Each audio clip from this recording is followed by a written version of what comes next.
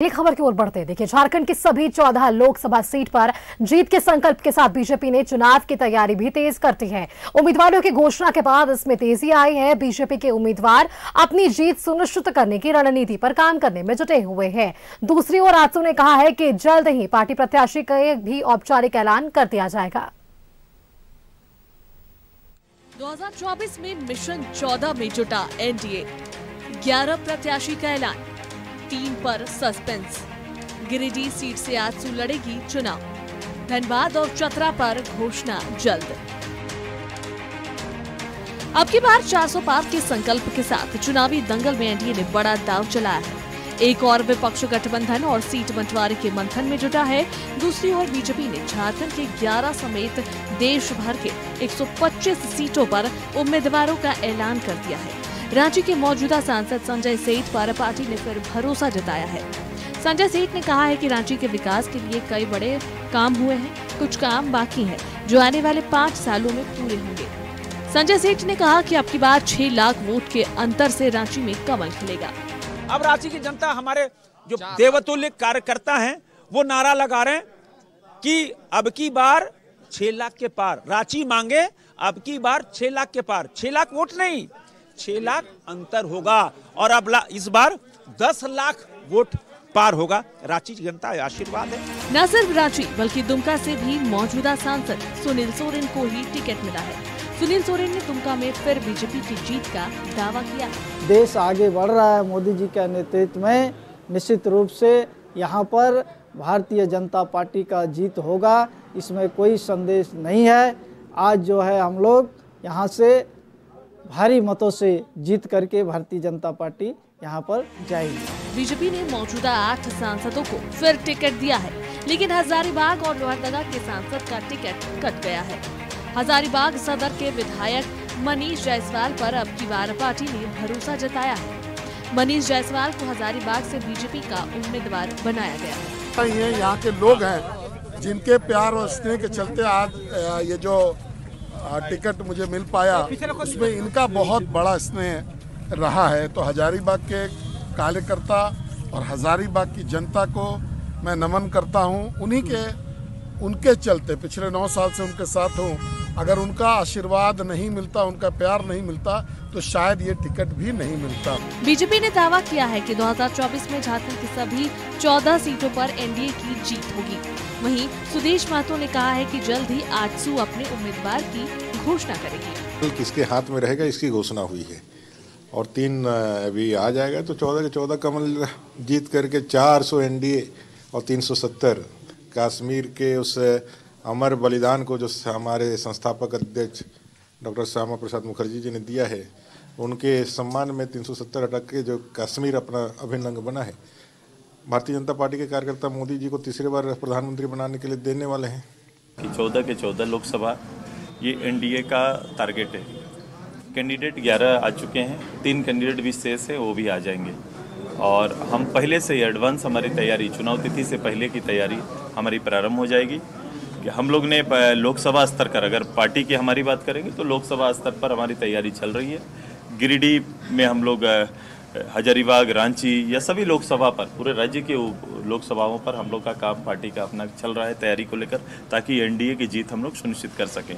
जहां तक हमारे पार्टी के चुनाव लड़ने का है, उसकी चुनाव जहां हम लड़ेंगे, जहां से मेरे कैंडिडेट होंगे, लगभग ये तय है, आप जानते हैं। लेकिन इसका भी विधिवत घोषणा हमारा 1-2 दिन के अंदर हमारा कैंडिडेट का भी और चुनाव क्षेत्र का भी घोषणा हो जाएगा। लोकसभा चुनाव के लिए तारीखों की घोषणा बाकी है, लेकिन चुनाव की घोषणा से पहले ही बीजेपी ने अपने 195 उम्मीदवारों की घोषणा कर विपक्षी दलों पर बढ़त बना ली है, जिसके बाद पार्टी के उम्मीदवार भी अपनी जीत सुनिश्चित करने की कोशिश में जुट गए हैं। न्यूज़ 11 भारत के लिए दुमका से राकेश और हजारीबाग से फलक के साथ रांची से सत्यव्रत, शहनवाज और राजेश कुमार की रिपोर्ट। और देखिए, रांची के प्रदेश ऑफिस में बीजेपी के प्रदेश चुनाव प्रबंधन समिति की एक बैठक हुई। प्रदेश अध्यक्ष बाबूलाल मरांडी की अध्यक्षता में आयोजित इस बैठक में लोकसभा चुनाव की रणनीति पर चर्चा की गई। बैठक में प्रदेश संगठन महामंत्री करमवीर सिंह, नेता प्रतिपक्ष अबर कुमार बावरी, प्रदेश उपाध्यक्ष आदित्य साहू, प्रदेश महामंत्री प्रदीप वर्मा, विधायक सीपी सिंह, भानु प्रताप शाही, बरंजी नारायण और अमित मंडल समेत चुनाव प्रबंधन समिति के कई सदस्य मौजूद रहे।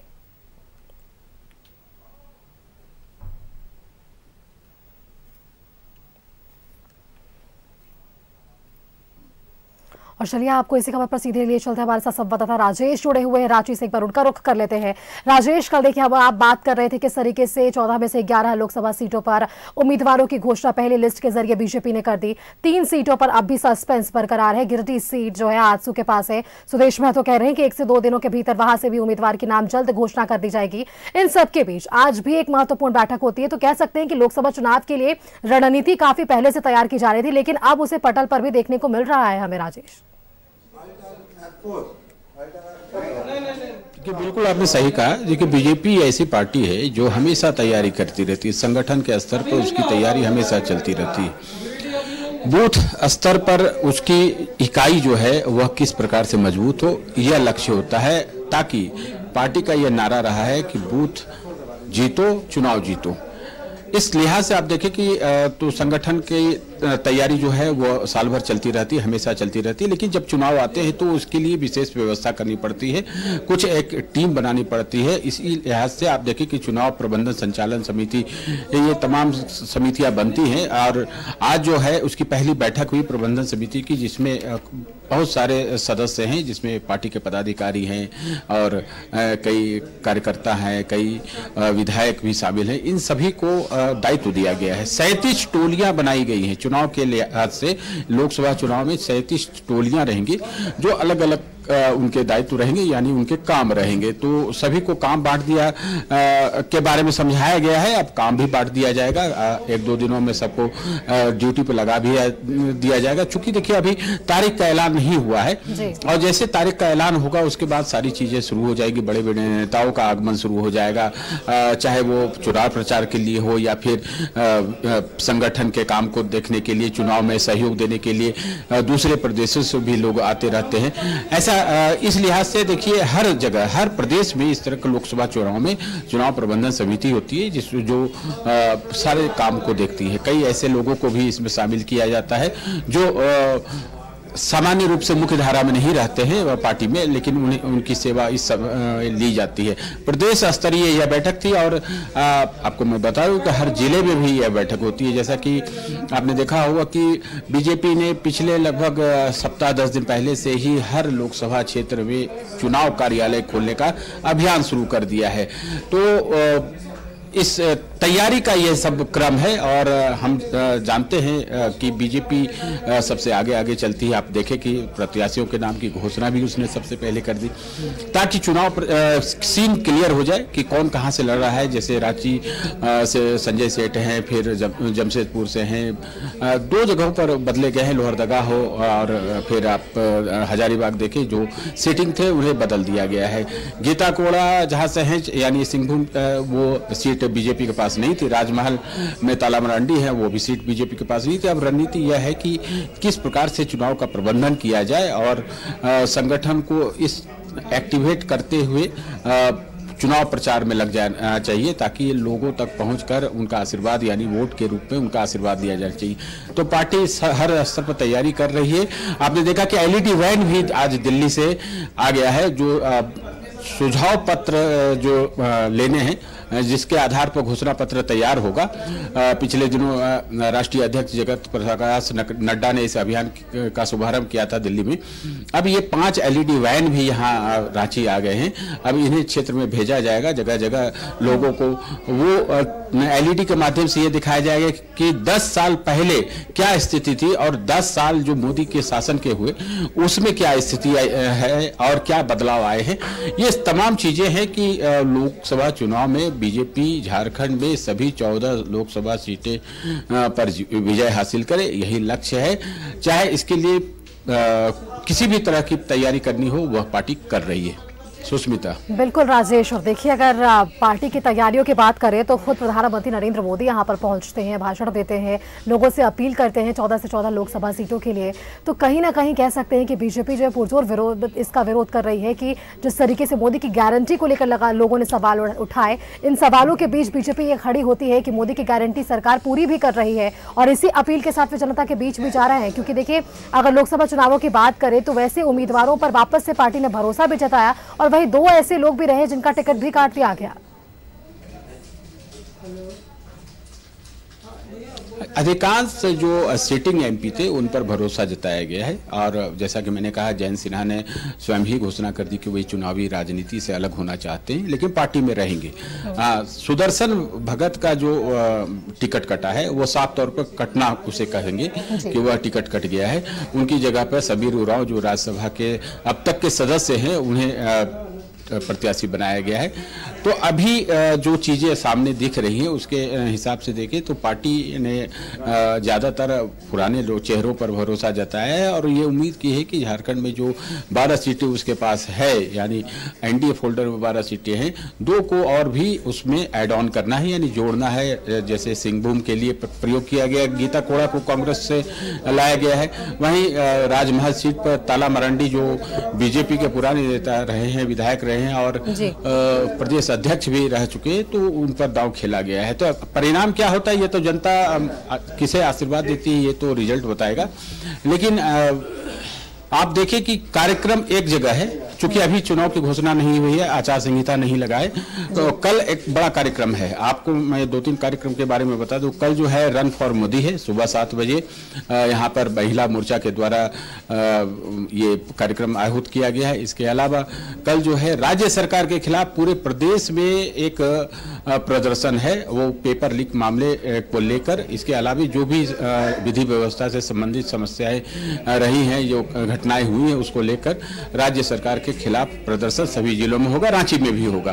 तो बीजेपी अपने स्तर से अपना कार्यक्रम भी कर रही है और साथ में राज्य सरकार, चूंकि यहाँ पर बीजेपी अलायंस की सरकार है, तो उसकी कमियों को उजागर करके लोगों का आकर्षण चाहती है, लोगों को ये कन्विंस करना चाहती है कि राज्य में क्या सरकार है और जिस प्रकार से सरकार काम कर रही है यहाँ पर किसी को भरोसा नहीं है। तो अभी तो लोकसभा चुनाव है, लोकसभा चुनाव में भी वो बीजेपी को वोट करे ताकि मोदी सशक्त रूप से एक बार फिर देश के प्रधानमंत्री बन सके। इसके लिए बहुत जरूरी है कि सभी लोकसभा सीटों पर जीते।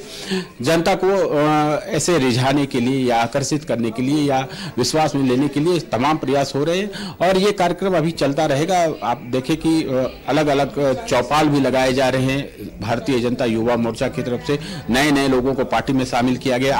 आज आपने देखा कि इंटक, युवा इंटक के एक नेता जो है रवि चौबे को शामिल किया गया। रवि चौबे वही है जो बिहार के पूर्व मुख्यमंत्री बिंदेश्वरी दुबे के नाती हैं और एक अच्छा चेहरा है, युवा चेहरा है, जो बेरमो क्षेत्र में काम करते रहे हैं, वो पार्टी में शामिल हुए हैं। और मांझी में बाबूलाल मरांडी की मौजूदगी में सैकड़ों की संख्या में लोग बीजेपी में शामिल हुए, जेएमएम और कांग्रेस को छोड़ के। तो यह भी काम चल रहा है, पार्टी का काम चल रहा है। पार्टी और सरकार के खिलाफ जो कुछ विषय मिल रहे हैं उसके खिलाफ वह भी पार्टी का एजेंडा रहा है, ताकि अधिक से अधिक लोगों को यह कन्विंस करके झारखंड में बताया जाए कि बीजेपी ही अच्छी पार्टी है और बीजेपी को ही वोट देना लाभकारी होगा। Sushmita.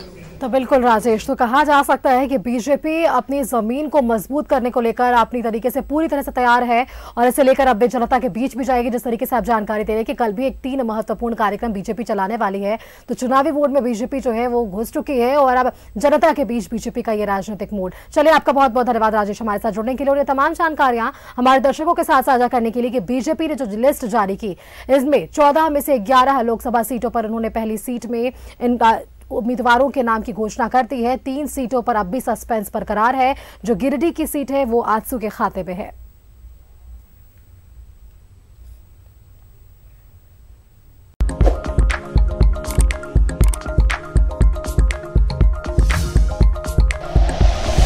Like and share videos, subscribe करें हमारा चैनल और प्रेस करें बेल आइकॉन। News 11 भारत, सच है तो दिखेगा।